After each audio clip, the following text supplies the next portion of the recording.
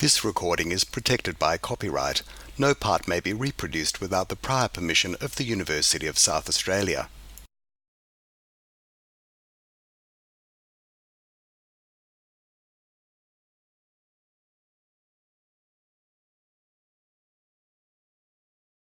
Good evening. My name is Jim McDowell and I'm the Chancellor of the University of South Australia. I would like to acknowledge that we are on Kaurna land and pay our respect to the Kaurna people and their traditional relationship with the land. I would also like to acknowledge the presence of our speaker this evening, His Excellency Christophe Penot, Ambassador of France, the Honourable Corey Wingard, Minister of Police Government, South Australia. I was going to say Jing Lee, but she's not quite here yet, but we'll acknowledge her in her absence. She'll probably show up. And Sue Crafter, the Honorary Consul of France, and her husband, Michael Abbott, Queen's Counsel, who's also a member of the Council of the University of South Australia. Our many distinguished guests here tonight from French partner universities, French companies, the Embassy of France and Alliance Française. University staff, members of the University Council and our many friends and supporters here tonight. This session is being recorded and a video of the event will be available on the Hawke Centre website next week.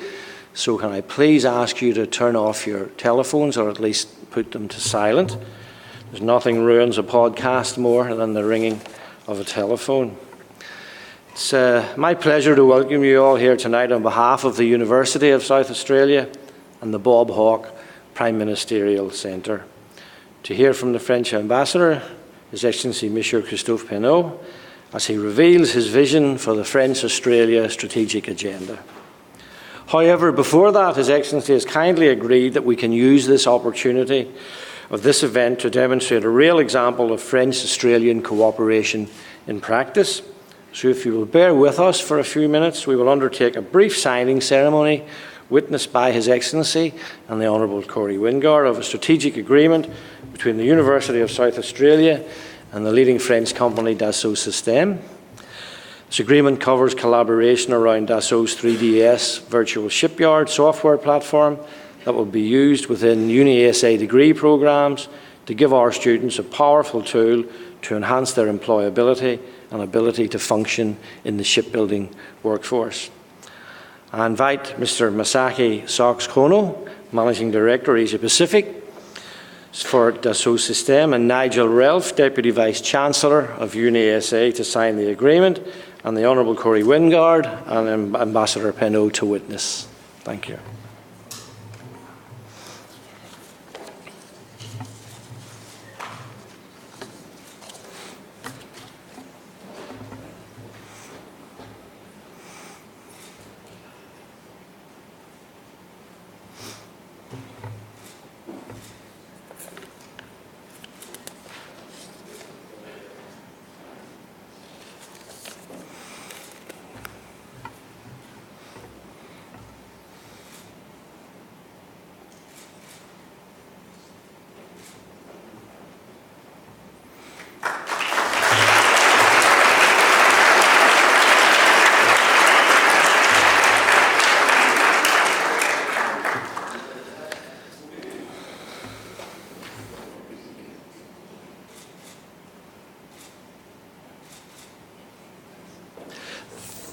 Thank you. I will now ask the Honourable Corey Wingard to say a few words.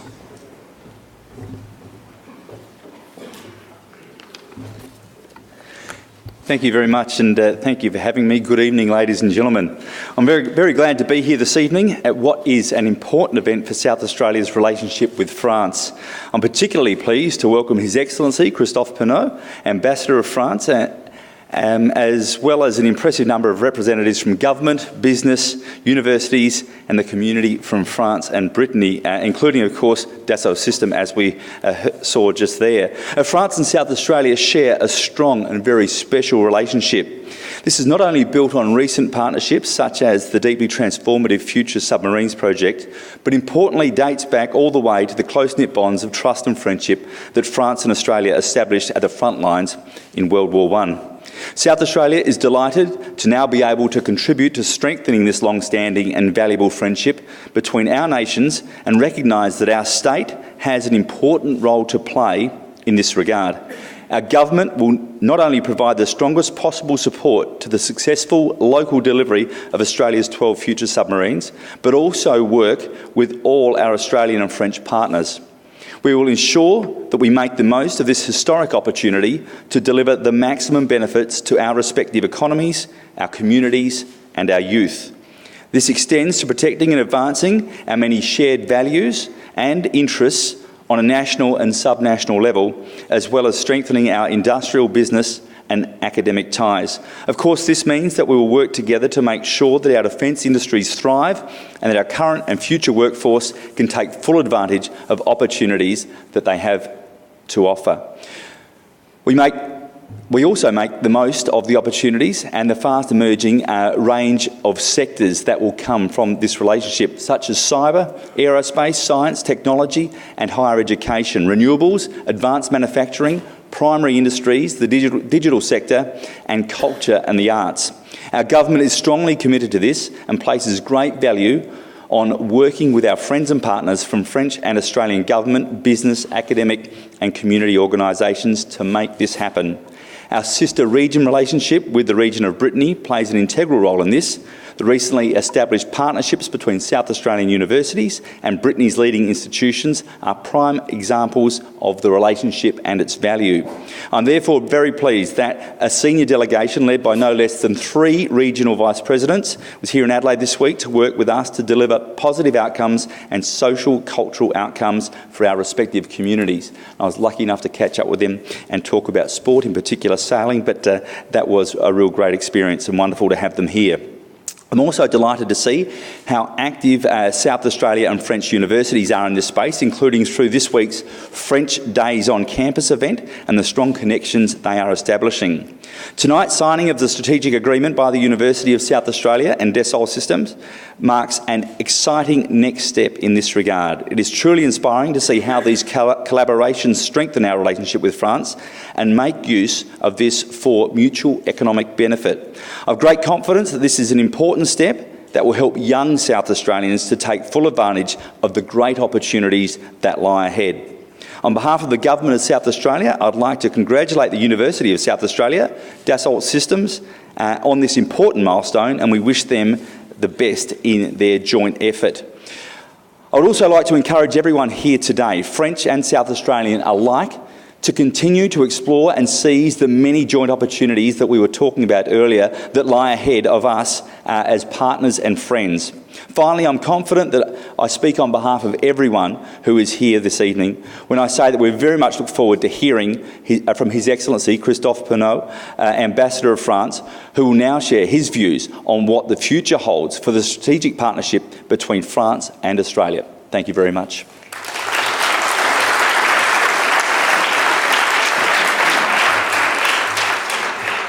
Thank you, Corey.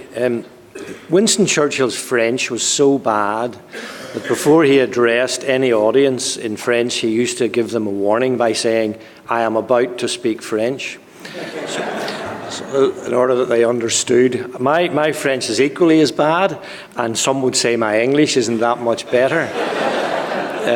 So I'll not attempt any such introduction. I will, however, introduce our speaker tonight, His Excellency Monsieur Christophe Penot, who took up his position in Australia as Ambassador in June 2017, so coming up to the first anniversary.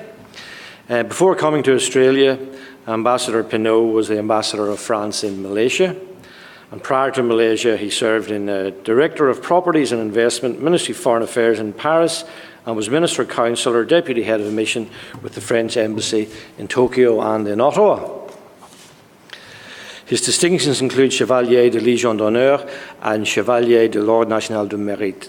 I would like to thank Ambassador Penot on behalf of UniSA and on behalf of the South Australian education community as a whole for his enthusiastic support for the development of the thriving strategic collaborations between our universities and our French partners. Ambassador Penot will speak on the French-Australia strategic partnership in a challenging international environment, and this will be followed by an in-conversation with Tori Shepherd, State Editor of The Advertiser, in her second French-themed appearance at the Hawke Centre this week. Thank you, Tori. We will then open to the audience for questions for Monsieur Penot, Your Excellency.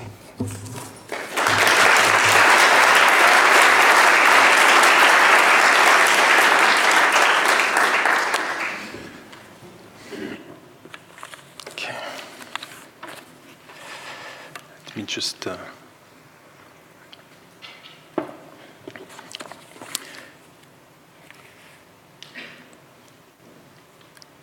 Honourable Minister, thank you for being with us. I would like to begin by thanking the University of South Australia for allowing me to deliver my remarks, and I'm particularly pleased to be able to do it at the EU Hawke Centre, which is one of the prominent EU centres in Australia. France and Australia have never been closer than they are today, but our partnership, as you probably all know, is also the result of a shared history. And I think it's worth remembering this shared history today before we move into describing our strategic partnership in all its dimensions. The beginning of our relationship, of course, dates back to the end of the 18th century. It began at Botany Bay, and it was followed 4 years later by the meeting between Baudin and Flinders at Encounter Bay. Well, the Baudin expedition did not produce great political results, but it led to a very impressive gathering of scientific data, which is still today explored and analyzed. Baudin and his followers had little impact at the time on what would become Australia, but they had, I believe, a lasting influence on your geography. If you think of all the French names that are still given to bays, capes, and islands of the coast of Western Australia. And this is, to me, enough evidence of the strong interest France already had at the time for Terra Australis. But if we reflect on the historical roots of the friendship between our two nations, there was much more than the first encounters. Twice in the past century, Australia made an enormous contribution to save France during the darkest hours of its history. This year, as we commemorate the 100th anniversary of the end of World War I, let me emphasize again that France will never forget the sacrifice of tens of thousands of Australian servicemen and women who fought on the battlefield of northern France and the Somme to protect our liberty and make sure our common values would prevail at a time when the Australian Commonwealth was in its very early years. Indeed, the Australian nation was forged on the Western Front. And the story of the Anzac soldiers and of their French mates in the trenches helps us better understand our own. Less than a generation later, Australians were back and played a major role in liberating our country from Nazi tyranny. And it is today our shared responsibility to commemorate this legacy and also to pass it on to future generations so that the contribution of Australia is never forgotten. As our president said in Sydney 2 weeks ago, if we lose sight of the cost of freedom, we risk forgetting that we need to defend it. The historical roots of our partnership are very important, and the sacrifice of the diggers, their French mates and many others still resonate very much with us today. Because common values were already very important then, and they are still at the core of our relationship today. The global threat of terrorism, the increasing challenges to the rules-based international order to which we are both deeply committed, the dramatic consequences of climate change, all these threats bring us even closer together because it is our future and maybe our survival which are at stake. Walking in the footsteps of those who sacrificed their lives in the Great War is about fighting terrorism side by side today, as we are doing in the Middle East. It is about building, over the next 50 years, an outstanding strategic partnership that will enable us to defend together our shared conception of the rule of law, freedom, and sovereignty. There is no room for being optimistic in a world where nothing can no longer be taken for granted. The Trump administration policies have brought about some disruption rather than solutions, and in Europe, Brexit added dramatically to the sense of uncertainty that prevails in the present international environment. We'll probably talk about this later. Let me just express here my conviction that Brexit will eventually reinforce the EU, reset the European construction, but express also the belief that it is in our best interest that the economy of the UK and Britain's international influence should not be diminished by the impact of the divorce. The strategic partnership between France and Australia, therefore, was forged by our common history, and it is supported by our community of values and our common vision for the world. It extends across all areas of defense and security, business and investment, scientific and cultural exchanges, and I shall try and outline now what this new partnership means for both of us and for the world, and what makes it so special. First, defense and security has become, of course, the cornerstone of our bilateral partnership. The implementation of the agreement between the Commonwealth of Australia and the Republic of France for the design and construction of 12 next-generation submarines in Adelaide is a massive undertaking that provides a very strong framework for 50 years, at least, of close industrial collaboration, plus ambitious research and training programs. We are sharing with you one of our most sensitive and sophisticated technologies, and that demonstrates a very high level of confidence between us. This lasting bond and this new shared history between us also creates a tremendous momentum for strengthening our cooperation across the whole spectrum of defense and security. And this is exactly what we've been doing in the last 2 years.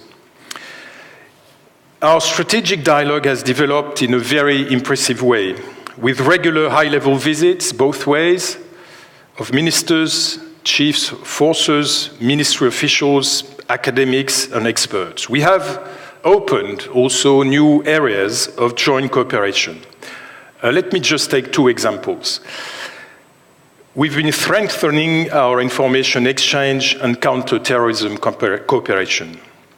We announced 2 weeks ago, during the presidential visit in Sydney, that Australia will take over from us and host the next international conference, No Money for Terror, an initiative that we engaged in Paris last month with other countries in order to eradicate the financing of terrorism. Another interesting development is cybersecurity. During the President's visit, we signed an agreement to enhance cooperation between the respective national agencies in charge of cybersecurity. And on this basis, we can now work closer together at the bilateral level and in international fora to develop stronger responses to cybersecurity challenges. France and Australia are operational partners already in the Middle East, in the fight against Daesh, in the South Pacific, where we cooperate very closely together with New Zealand in providing joint disaster emergency relief and also monitoring illegal fishing activities and trafficking activities at sea. And cooperation, including interaction, is particularly strong and will further develop in the coming months and years between our two navies in the Indian and Pacific Oceans. France is the only European power which deploys its naval defense capabilities on a regular basis in the Pacific, and our presence is also quite strong in the Indian Ocean. And this Indo-Pacific area is not only where economic growth and major trade opportunities are located, but it is also a crucial strategic space with a continuum of crisis running across the entire region, from the east coast of Africa to the Middle East, South China Sea, North Korea, and so on.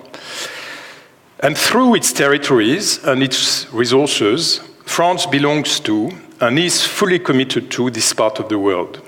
Nearly 1.6 million French nationals live in the Pacific and the Indian Ocean, and a total of 8,000 military personnel are stationed there. The Indo-Pacific represents 85% of our exclusive economic zone, which is the second largest in the world, as you may know. And it is obviously a very, very significant part of our future. And this is precisely why our president emphasized 2 weeks ago, in his speech at the naval base of Garden Island in Sydney, that Australia and France, both Pacific nations, have a shared responsibility and a special role to play as strategic partners in this Indo-Pacific region. We are in a unique position to develop joint actions together with like-minded countries such as India to promote stability, to ensure that our vision of a rules-based multilateral order will prevail. We can also, together, provide solutions to enable vulnerable island states to fight against the dramatic consequences of climate change, one of the most formidable challenges our world has to face today. What is it that makes our partnership so special? I would see two elements.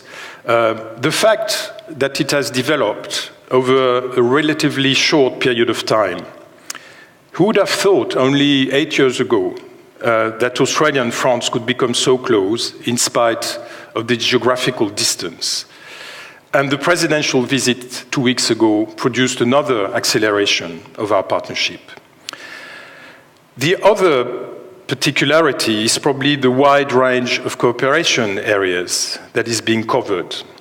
And let me now outline this great diversity of a partnership. It's not only about defense.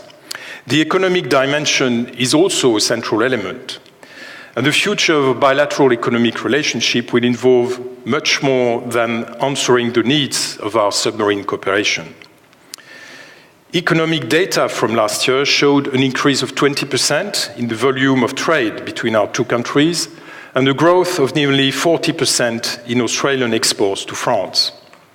The French economic footprint here in Australia is already quite significant, with about 38 out of our top 40 companies active in Australia and accounting in total for 70,000 jobs and a turnover of $30 billion. And I have many reasons to believe that it will grow also and more significantly in South Australia with the submarine and with other activities that we want to develop together. We are very confident that we can maintain this momentum as more and more French companies take an interest in developing their business and setting up partnerships in Australia and in South Australia, of course. Clearly, there is scope for more industrial partnerships, particularly but not exclusively in the context of the implementation of the submarine program, and also for increased flows of trade and investment both ways. And there is more. The forthcoming launch of the negotiation of an EU-Australia free trade agreement will open tremendous opportunities, as the EU is already the second trading partner of Australia and a major investor here. And it will create opportunities for us as well. This negotiation will send an important signal regarding our mutual commitment to open markets and a rules-based trading system. It will also bring us closer together as our future FTA promotes high environmental, social, and health standards. I said earlier that Brexit will have eventually a positive impact on the EU, but it will also bring about a closer relationship between the EU and Australia, and it is obvious to me that without severing the strong links that exist between Australia and the UK, it will encourage Australia to turn more towards France and Germany. Let me now turn to our research and higher education programs, a very important area of work for us. We are stepping up our scientific and technological cooperation in key areas for the economy of the future. Space is one of them, but also digital technology, artificial intelligence, health, biodiversity and climate change, and energy transition. We are working together to develop innovation policies supported by training programs and research cooperation, bringing together the academic world and the industry. Partnership agreements and cooperation projects have developed in all fields of research, including social sciences, and they involve major Australian universities, French university clusters, and major French research institutions. And they provide a strong basis for students' mobility programs and exchange of researchers. Let me highlight here the excellent collaborations that we are developing with our universities partners in South Australia. Of course, cooperation in the naval industry sector is a top priority in the context of the submarine program. We must develop together research activities and training to cover the needs of the FSP. This is absolutely critical to the success of the program. But many other areas of collaboration can benefit from the momentum created by the submarine contract. The University of South Australia, as well as the University of Adelaide and Flinders University, have all become very important partners for us, and I'm very pleased to have taken part on the occasion of this visit to Adelaide in the French Days on Campus organized this week in the 3 universities, and I'll welcome also the participation of a delegation from a region of Brittany to these Days on Campus, and of course, French universities and institutions. I hope that your students will participate in one of the mobility programs or research partnerships in greater number. One of them is the Internship in France program, which is an initiative launched by the Embassy in 2017, which offers opportunities for Australian students to spend up to 6 months in France in a research lab in close cooperation with the industry. And all 3 universities in Adelaide are part of this initiative. And it's a very good tool, I believe, to sustain our future collaborations. Our partnership, as I said, is not only about defense, it's not only about science and technology, higher education, and trade and investment. It is also very much about culture. It is also very much about bringing our 2 peoples together, more closer, sorry. I would like to say a few words about that to conclude. First of all, I'm pleased to see, and I did not expect this before I came to Australia, I'm pleased to see that French culture is very much in demand in your country.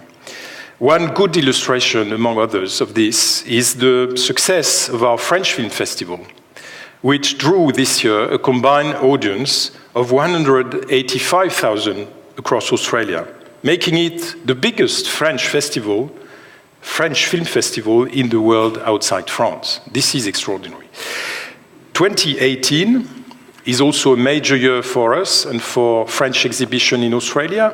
You have, of course, this remarkable Impressionist exhibition in Adelaide from the Musée d'Orsay, but also the Cartier exhibition in Canberra, the tapestries of the Dame à la Licorne in Sydney, and there are more to come. We also held our first French festival last January in Adelaide, and I very much hope that we shall make it grow in the coming years in order to reflect the importance of our very special connection with South Australia. And we have a network in Australia, as we have in many countries in the world, which is our Alliance Française network. It's a great network. It is very much instrumental in developing our cultural exchanges, in teaching French language to a growing number of Australians, and in promoting also the French education system in Australia. Our first alliance in Australia was founded in Melbourne in 1890. It's a long time ago. And the network extends now across Australia with 6 main Alliances Françaises in state capitals and 24 smaller units in other cities. And I would like to encourage you to take part in the activities that our Alliance Française organize here in Adelaide.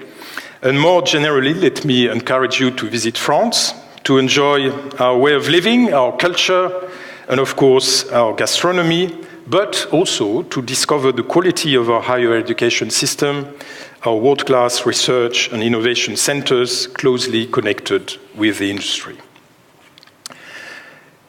Let me now conclude. Number one, I'm totally convinced that we are building a great partnership between our two countries, and that it will have an impact, and it will have a positive impact on stability, safety, and security in this part of the world. So let us work, number two, even more closely together in promoting our common vision of a responsible and efficient collective security and international trade in this part of the world. And lastly, let us stand together once again to ensure that our values of democracy and justice will prevail. Thank you very much.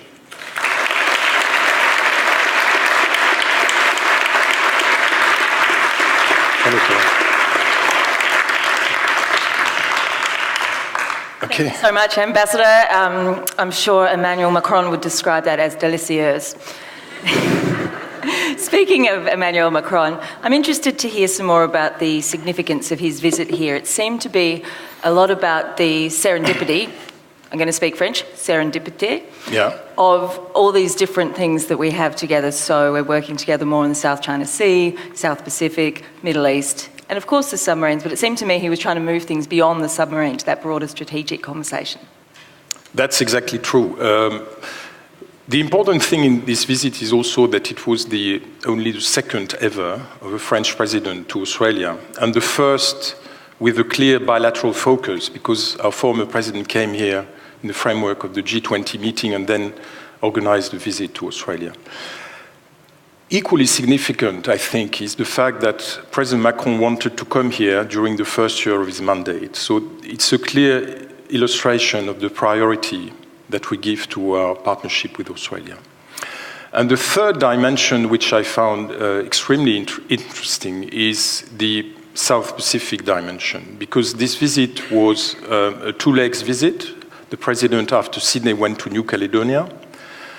And there is a logic into that, which is to show that France is part of the region, that we value very much the presence and the role of Australia in this region, that Australia think of us as a stabilizing factor in this region, and that we can work together, as we have done already, in the area of security, monitoring illegal activities at sea, providing disaster relief, and announced during the visit more cooperation about coral reefs, biodiversity, solar energy, aimed at island states in the region which are very vulnerable.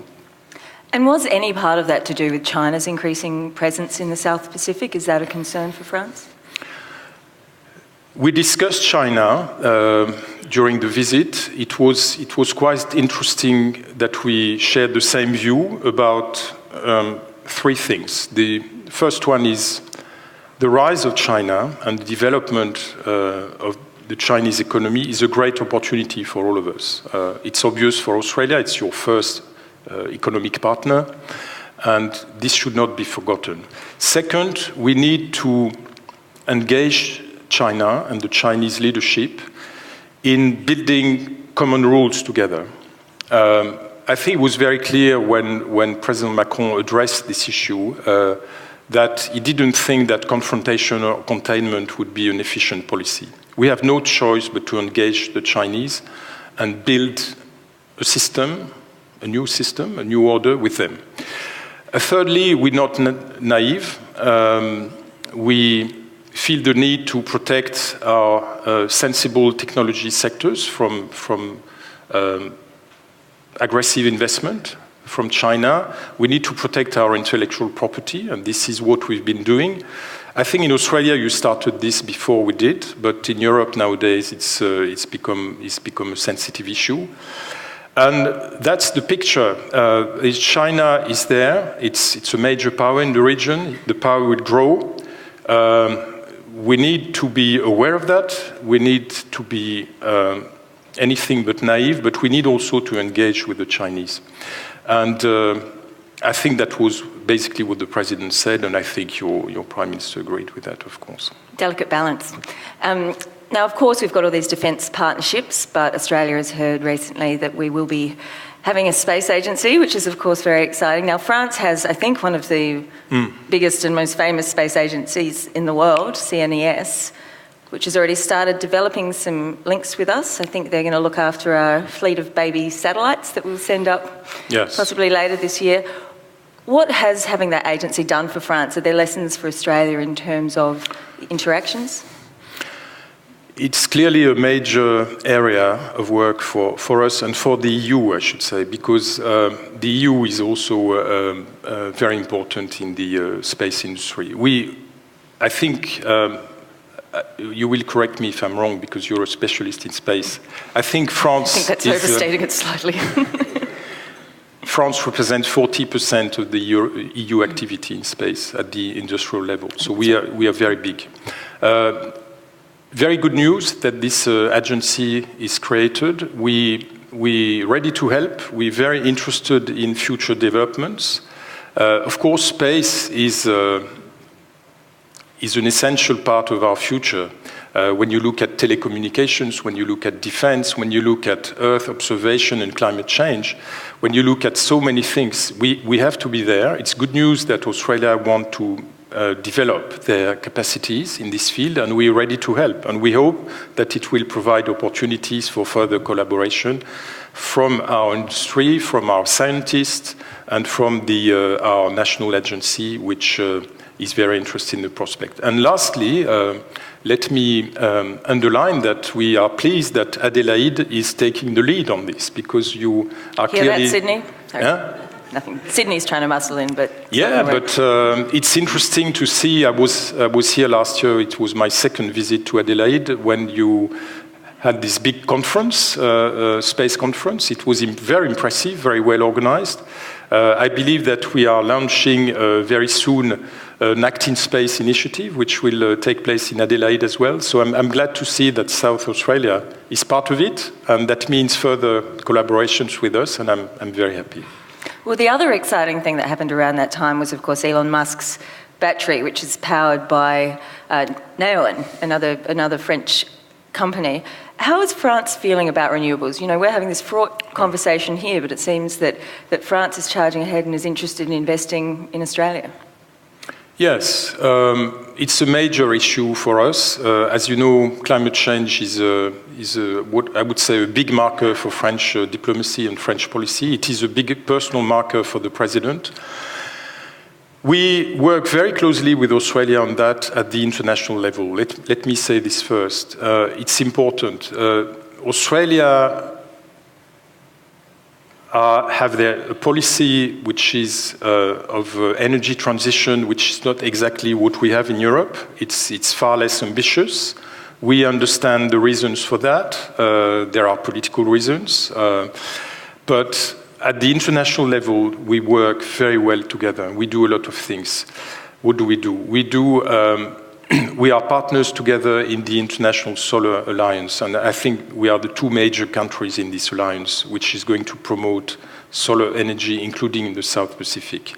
We have launched this study on self-resilience of coral reefs in the Pacific during the President's visit, which will be a very important way of understanding why some coral reefs are resisting climate change.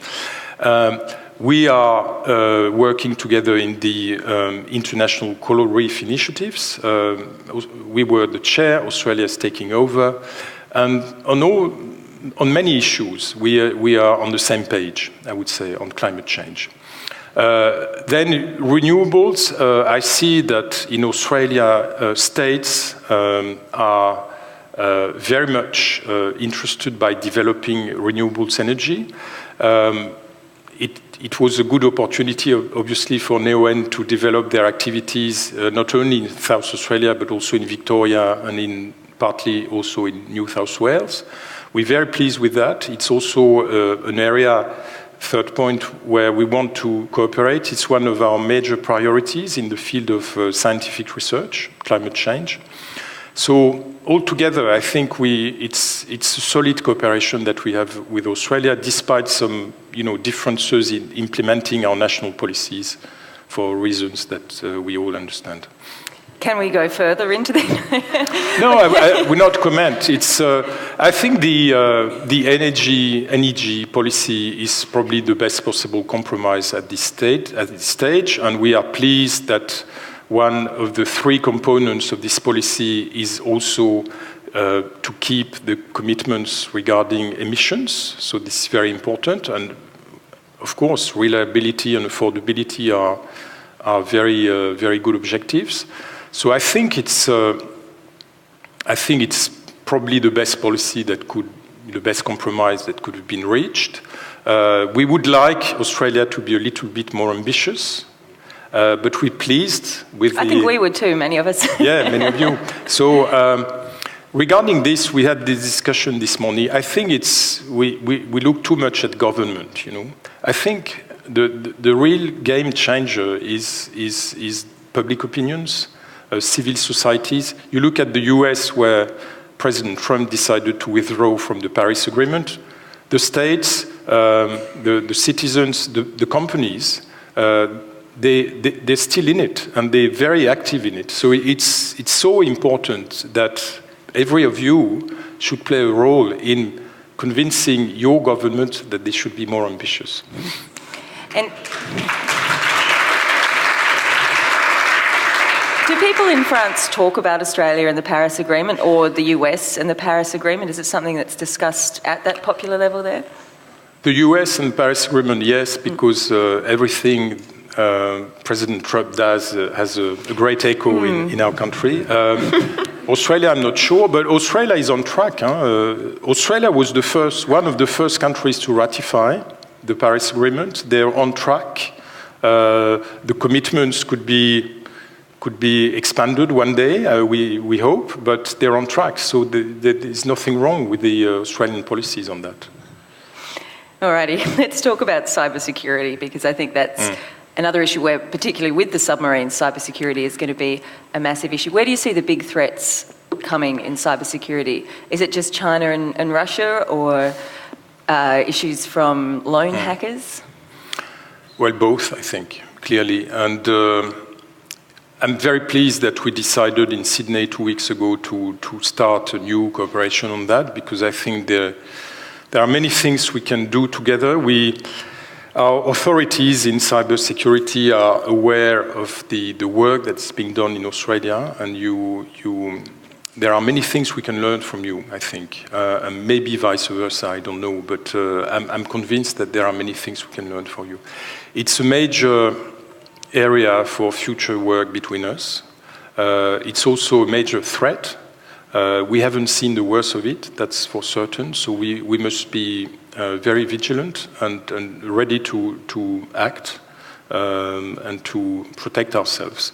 The threats are well known. They come from Russia, they come from China, they come from other countries. I will not elaborate upon that, but what we need to do is to refine our policies and refine our mechanisms in order to be able to face this challenge, which will be growing in the coming years.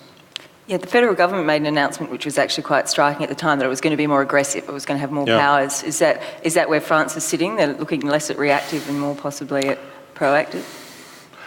Not yet, but we are very interested by this posture. You can let us go first. Yes. No, it's. I think it's. I was impressed by what your government did on that. I think it was the right decision.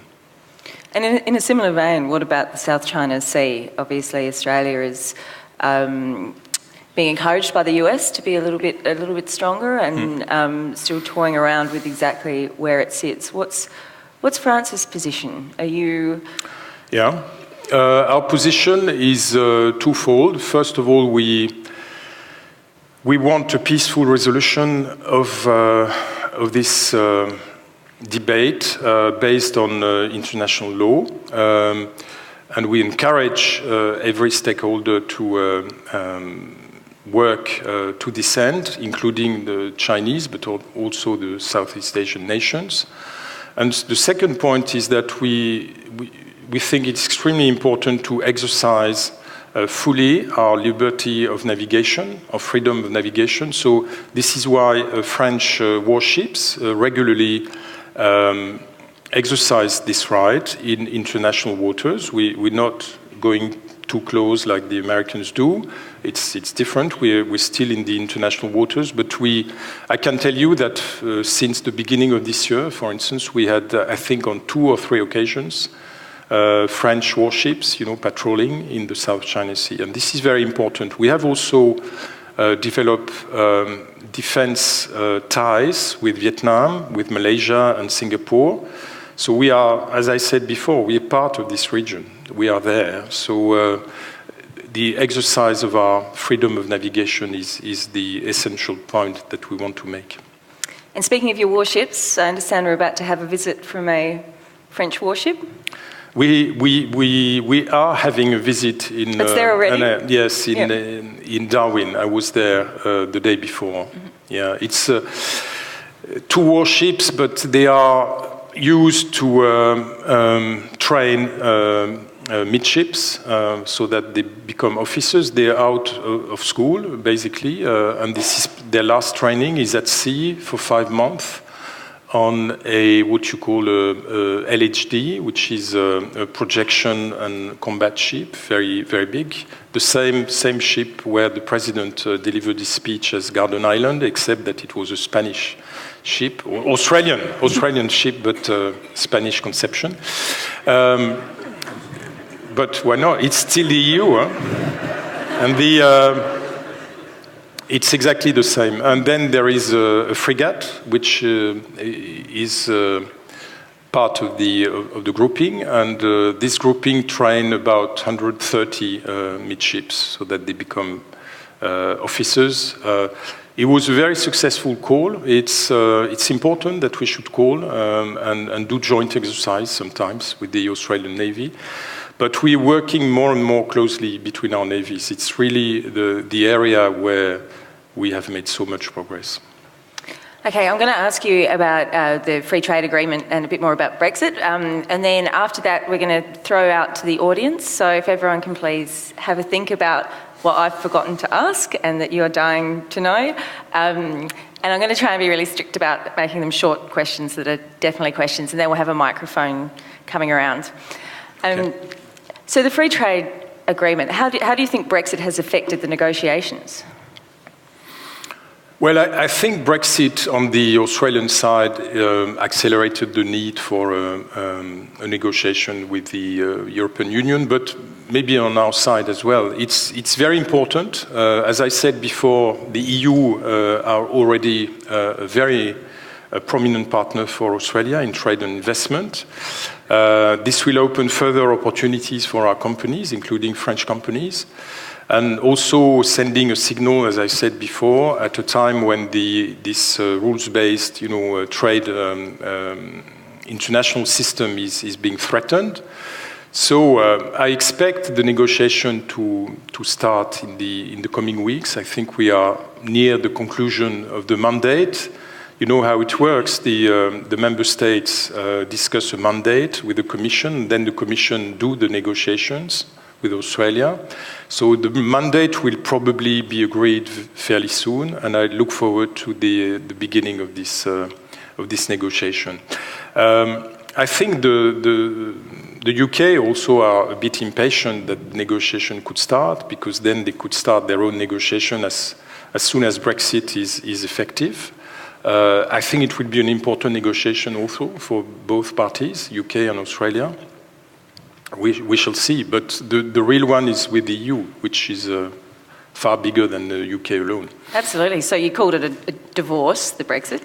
It is, yes. Does that affect the way that relationship develops then with Australia? It's sort of two fighting parents instead of a united front. I think will not change the nature of the relationship that Australia has with Britain. But I think it will encourage Australia to do more with the EU and more with France and Germany in particular. I think this was clearly part of the dynamics of not of the contract of the submarines, but of what happened after the contract. Clearly, for Australia, there's a need to diversify their cooperation and their relations in Europe. The UK, for obvious historical and cultural reasons, was the main partner, and now I think Australia looks more to us for defense, looks more to Germany for maybe scientific research or universities exchanges, and also to France, I hope. So it's a good consequence in a way, although I believe that Brexit was a bad decision, of course, for both sides. It'll be interesting to see how the $35 billion future frigate decision alters any of those relationships. Yes. Alrighty, so questions? Please don't be shy or I'll look foolish standing up here. Thank you.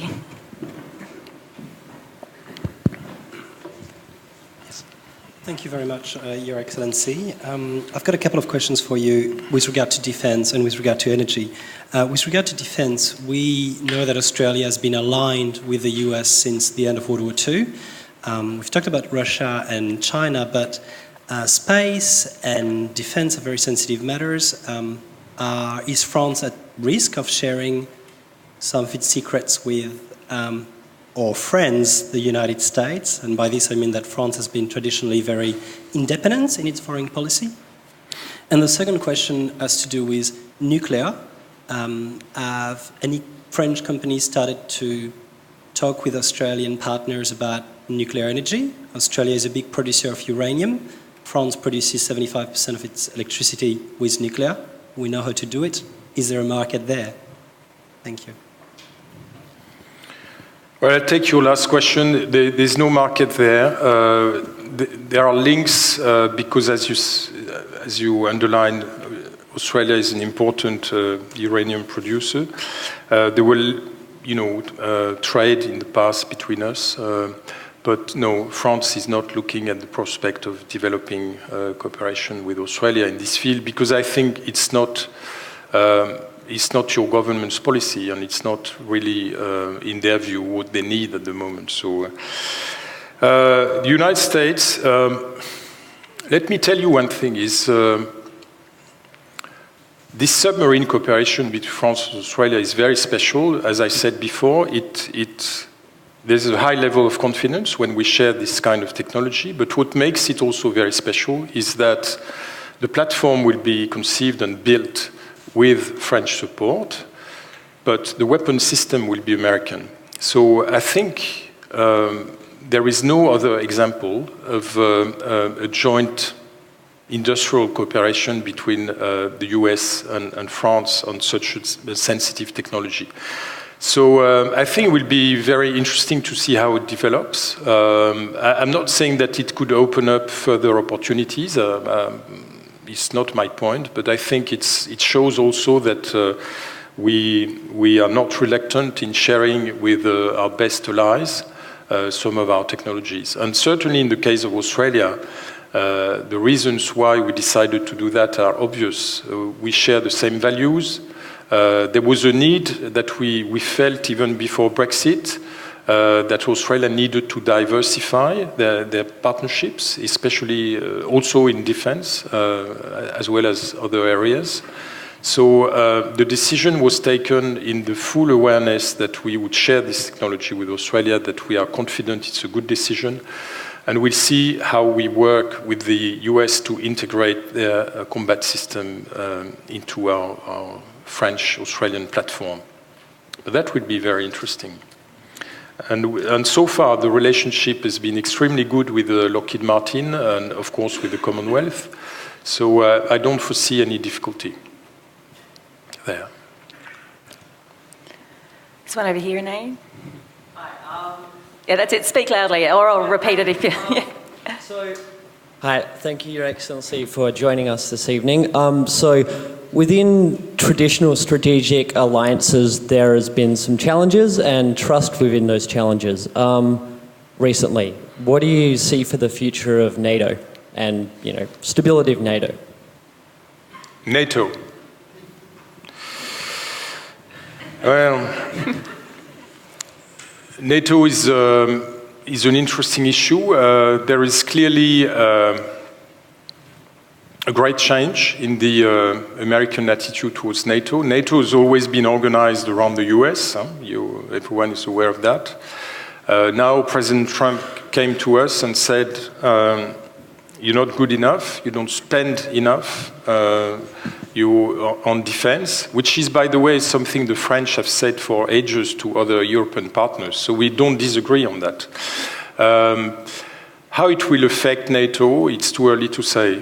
But I think it will give a boost to European defense, which has always been one of our top priorities. President Macron has made some proposals. They are on the table. They are being discussed in many areas of defense, including procurement and developing more joint industrial capacities, as we have already done that as far as the missiles industry is concerned, but we could do it in many other sectors. So I think hopefully it will help European partners to do more, and it will strengthen the European dimension in NATO. I don't think NATO will become irrelevant, not at all. It's still very much relevant, so we still need it. But we must demonstrate to our American ally that we are serious and ready to do more on defense. What's France's spending as a percentage of GDP? The objective is to reach the 2% in 2020, I think. So quite similar trajectory. Yeah, we've never really reduced our defense expenditure, and even more after President Macron was elected. His first real budget, which is 2018 budget, we increased the expenditure, and we're discussing our long-term programming expenditure framework for defense, and it's on the increase, with the objective of 2%. Guy in black down here. Thank you. Oh, we've got people with mics everywhere. This is great. I'm the guy in black. So with your President Macron becoming the leader, pushing aside the old parties, what are happening to those two major parties? Yes. Are they fading away? Are they resurrecting? How is the structure and politics going now in France? The political landscape in France has completely changed. For maybe, I would say, 40 odd years, we had two mainstream parties on the left and on the right. The right was with the center, and the left became very much center-left as time passed. And now it's completely changed. The Socialist Party has become quite weak. I think they are on their way to recovery, but I don't think they will fare well at the next elections.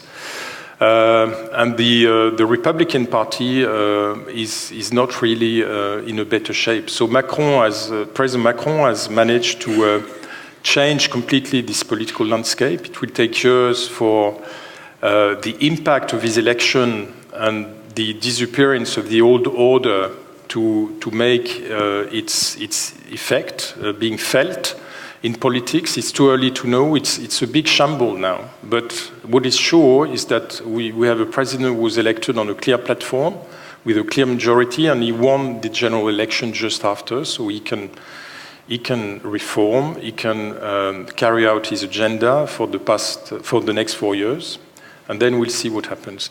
The first interesting consultation will be next year, the EU parliamentarian election in 2019. So this will be the first possible moment for assessing the strength of the left and of the right and of President Macron's party. But it's too early to understand what will happen in the end. There was a rising anti-Islam sentiment, is that right, in France? That seems to have either quietened down or changed since Macron's election? Or are we just not talking about it so much? It was not an issue during the presidential election. We've always had a percentage of the electorate, those who vote for Madame Le Pen, who are clearly anti-Islam. This has always been with us. You may say that it was on the rise before the election. As well as many other things, like not only Islam, but anti-establishment, anti-EU, anti-success, anti-rich people, everything was against. So no, I don't think it's too difficult. The reality is that in France we have a very important Muslim population, and that integration of this population has been a challenge. Let's say it as it is, and it's something that we must work on. It's quite difficult because our traditional model of integration, which is the laïcité, doesn't marry well with Islam. So it's, to say the least. So I think we have to find other ways. It's difficult, for instance, for the government to, as we would like to interfere with the training of imams. We need to control the imams, and we need to have a degree of government providing also resources for training them, and we can't do that because it's against our legislation. The government is supposed to be completely neutral, not anti-religious, but neutral, and to ensure the neutrality of the public space. And this is where we have some difficulty with Islam, because, as you know, Islam is quite invasive in the public sphere, so we need to find a good balance, and I think if people do not get carried away and think about the contribution that this particular migration has made to France and can make in the future, I think we'll find this solution. But it's not a burning issue today as it was 5-6 years ago. I'm glad to hear it. I think we've got time for one more. You can choose, Renee.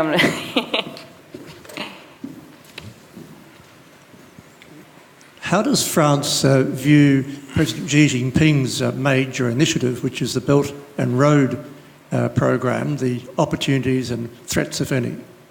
Sorry, I didn't get you at the beginning of your question. How does France view President Xi Jinping, President of China's major initiative of the Belt and Road initiative, the opportunities and potential threats, if any? All right, it's an interesting question. What do we do with the Chinese leadership, and what do we do with their enormous program of investment across the region, Central Asia, Southeast Asia, everywhere? The answer to that our president tried to put across when he was in Beijing was to say, okay, you're going to carry out massive investments in infrastructure across the Asia, Pacific, and Central Asia. we would like to be part of it. We would like also to take the opportunity to do things with you. So that was a way to engage the Chinese into sharing a little bit of their initiative. I think they were quite surprised by this. It's something we can work on. I think other countries could work on it. You look at the Chinese interference in the South Pacific. It's very much in the news. How can we change that? You know, it's not by saying that China has no right to be there. It's by providing other options to island states if they want to borrow money and if they want, and also to provide options to work with the Chinese and engage with them on some projects. So this is what we could do with OBOR.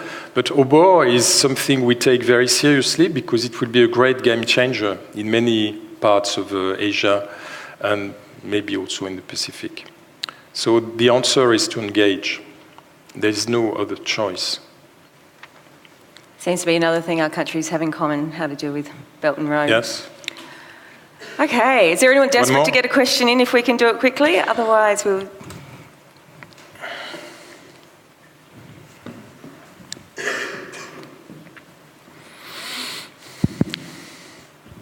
How are you today? I just want to see how France sees our agricultural industry, especially South Australia. We have a wine industry and our cooperation with technologies being produced over here. I think what he wants to know is Australian wine better than French? Yeah. You're talking on the wine industry? All right.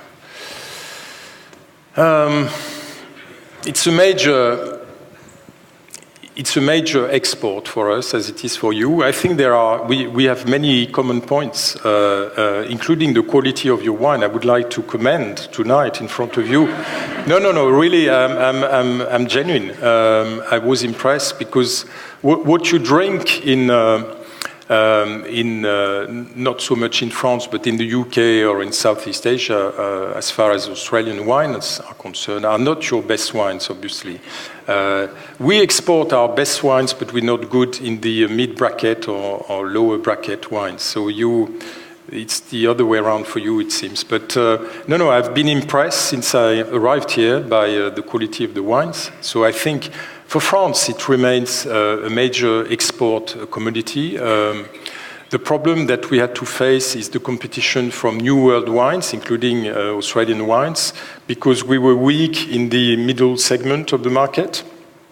We tend to develop wines with great structure, which can age for very long, but which are quite expensive. And this will be an interesting part of the negotiation of the FTA with the geographical appellations and so on. No, but I would like to say that your wine industry is fantastic here. Well, that's probably left us all a bit thirsty. Yes. We can just thank the ambassador again. I think Jim is going to... Thank you, Tori. Thanks.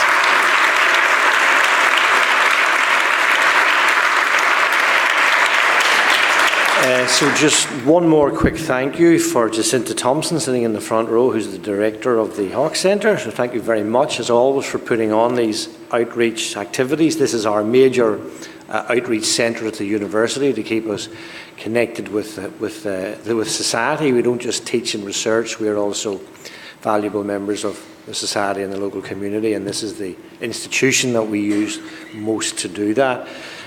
Finally, again, to Monsieur Penot and to Tori, thank you very much for keeping us entertained this evening and for very, very thoughtful words. And if you can bring down the price of a good bottle of Burgundy, we will be very, very happy. So, thank you very much indeed.